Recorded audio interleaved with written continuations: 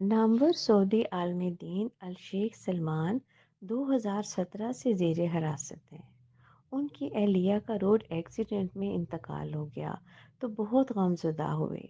چند دن بعد شیخ کو اپنی مرحومہ اہلیہ کی کسی سہیلی کا خط ملا جس کا مضمون یوں تھا: السلام علیکم یا شیخ، میں آپ کی اہلیہ کی بچپن کی سہیلی ہوں۔ مجھے ان کی وفات پر دلی صدمہ ہوا۔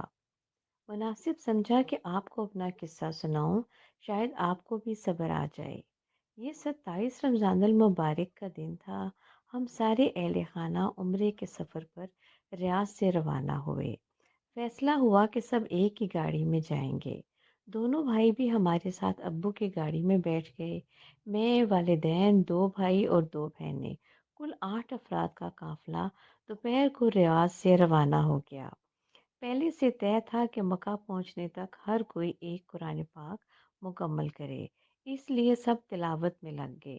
عجیب کیفیت طاری تھی، بہن تلاوت کرتی جاتی اور ساتھ اس کے آنسو بھی جاری تھے۔ سبھی کا یہ حال تھا، لیکن یہ رکت کیوں طاری ہے کچھ سمجھ نہیں آ رہا تھا۔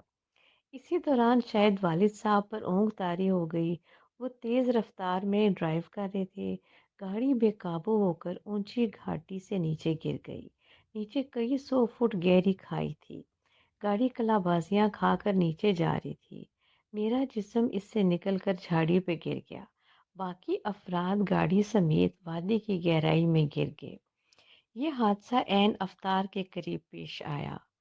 سب لوگ روزے سے تھے۔ کچھ دیر بعد جب مجھے ہوش آیا تو بمشکل جھاڑیوں سے باہر نکلی۔ کئی ہڈیاں ٹوٹ گئی تھیں، گرتی پڑتی گھسیٹتی اہل خانہ کو ڈھونڈنے لگی۔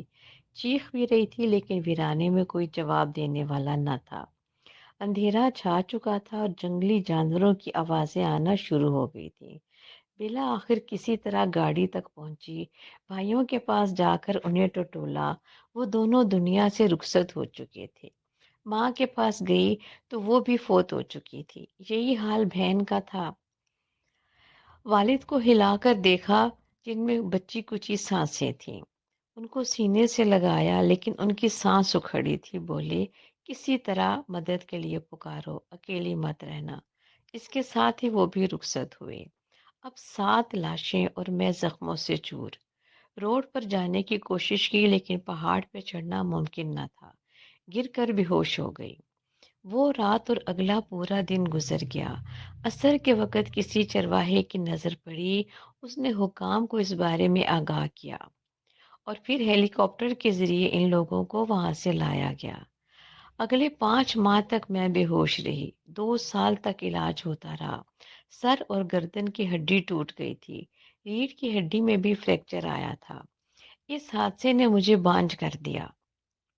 میرے کئی آپریشن ہوئے اور اب الحمدللہ ریاض میں واپس نئی زندگی شروع کی۔ اور یہ تو بتانا یاد نہیں رہا کہ ایک ہفتے بعد دونوں بھائیوں کی شادیاں تھیں۔ تمام تیاریاں مکمل تھیں۔ والد نے کہا شادی سے پہلے سب عمرہ کر کے آتے ہیں۔ اس سب کے باوجود ہر حال میں اللہ کا شکر ادا کرتی ہوں۔